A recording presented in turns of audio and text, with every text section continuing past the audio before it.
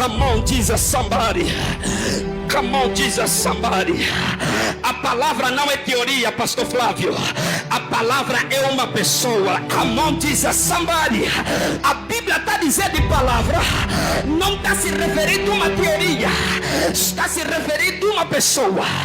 Por isso a Bíblia Sagrada diz: quando o Senhor criou os céus e a terra, a Bíblia Sagrada vai dizer que o Senhor criou os céus e a terra somente com a palavra.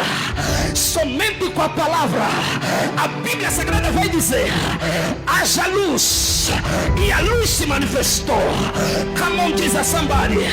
Quem estava a se manifestar e criar tudo era Jesus, porque Jesus é a palavra. É a palavra.